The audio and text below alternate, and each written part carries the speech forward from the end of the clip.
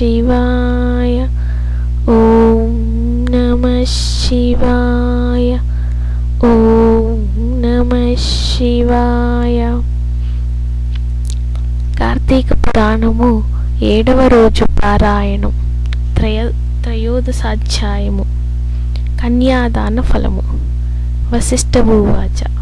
రాజా, ఎంత చెప్పినా తరగని ఈ కార్తీక మహత్య పురాణములో కార్తీక మాసంలో చేయవలసిన ధర్మాల గురించి చెబుతాను.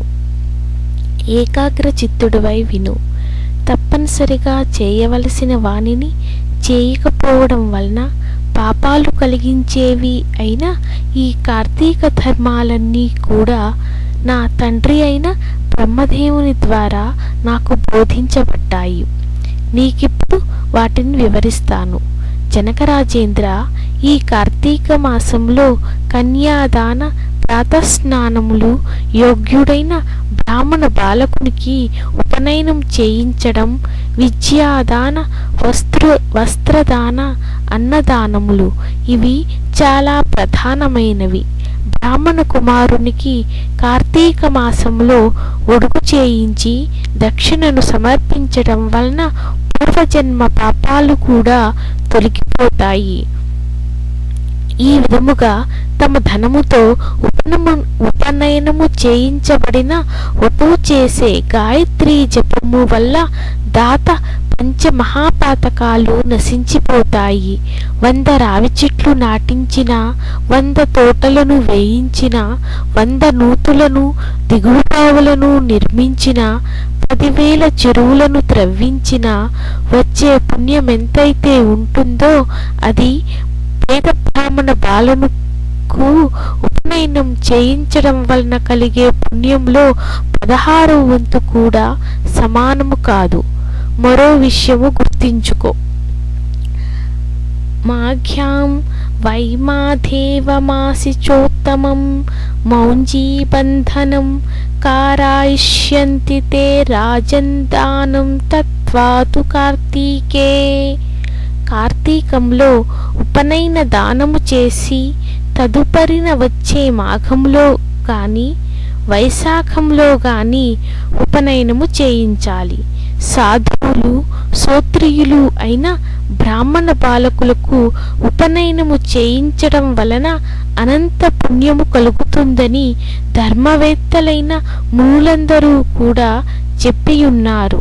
అటువంటి ఉపనయనానికి కార్తీక మాసంలో సంకల్పం చెప్పుకుని ఫలానా వారికి నేను నా ద్రవ్యంతో ఉపనయనము చేయిస్తాను అని వాగ్దానం చేయడం వలన కలిగే సత్ఫలితాన్ని చెప్పడానికి స్వర్గలోక వాసులకు కూడా సాధ్యం కాదని తెలుసుకో. జనక నరపాల, ఇతరుల సొమ్ముతో చేసే తీర్థయాత్రలు, దేవ బ్రాహ్మణ సమారాధనలు వీని వలన కలిగే పుణ్యము ఆ ధనదాతలకే చెందుతున్న విషయము జగద్వితమే కదా. కార్తీక మాసంలో తమ ధనముతో ఒక బ్రాహ్మణునికి ఉపనయనముతో పాటు వివాహము కూడా చేయించడం వలన తత్పుణ్యము మరింతగా ఇనువడిస్తుంది. కన్యాదానం తు కార్తీక్యాం యః కుర్వేత్ భక్తితో నఘ స్వయం పాపైర్నిర్ముక్తః పితృణాం బ్రాహ్మణః పదం.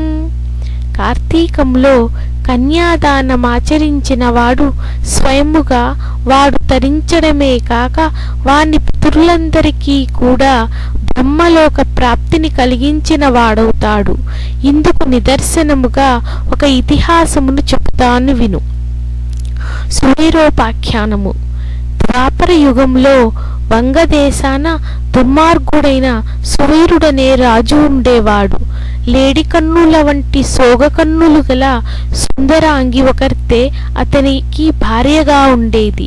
దైవయోగము వలన సువీరుడు దాయాదులచే ఓడింపబడిన వాడై రాజ్యభ్రష్టుడై అర్ధాంగి అయిన సుందరాంగితో సహా అడవులలోకి పారిపోయి కందమూలాలతో కాలం గడపసాగాడు. ఇలా ఉండగా అతని భార్య గర్భవతి అయ్యింది. రాజు నర్మదా తీరంలో పర్ణశాలను నిర్మించాడు. ఆ పర్ణశాలలోనే అతని రాణి ఒక చక్కటి కుమార్తెను ప్రసవించింది. సర్వసంపదలు శత్రువుల పాలైపోవడం, తాను అడవుల పాలవడం, కందమూలాలలో బతుకుతున్న ఈ రోజుల్లో కడుపు పండి సంతానం కలగడం, పోషణకు చిల్లి గవ్వైనా లేని దరిద్రం, వీటన్నింటినీ పదే పదే తలుచుకుంటూ తన పురాకృత కర్మలను నిందించుకుంటూ అతి కష్టం మీద ఆ ఆడకూతుర్ని పెంచుకోసాగారు సువీర దంపతులు. కాలగమనంలో సువీరుని కూతురు చక్కగా ఎదిగి నిజరూప లావణ్య సౌందర్యాలతో చూసేవారికి నేత్రానందకారిణిగా పరిణమించింది. 8 ఏండ్ల ప్రాయంలోనే ఎంతో మనోహరంగా ఉన్న ఆమెను చూసి మోహితుడైన ఒక మునికుమారుడు ఆ బాలికను తనకిచ్చి పెండ్లి చేయవలసిందిగా సువీరుని కోరాడు. అందుకా రాజు, ఋషిపుత్ర, ప్రస్తుతం నేను ఘోర దరిద్రంతో ఉన్నాను కనుక నేను కోరినంత ధనాన్ని నీవు కన్యాశుల్కంగా సమర్పించగలిగితే నీ కోరిక తీరుస్తాను అన్నాడు.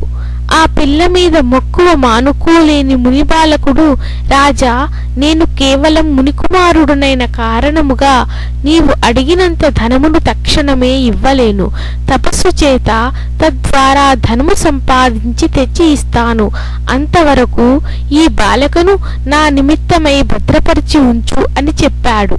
అందుకు సువీరుడు అంగీకరించడంతో ఆ నర్మదా తీరంలోనే తపోనిష్ఠుడై తత్ఫలితంగా అనూహ్య ధనరాశిని సాధించి దానిని తెచ్చి సువీరునికిచ్చాడు. ఆ సొమ్మునకు సంతృప్తి చెందిన రాజు తమ ఇంటి ఆచారం ప్రకారము తన కూతురిని మునియుకునికిచ్చి ఆ అరణ్యములోనే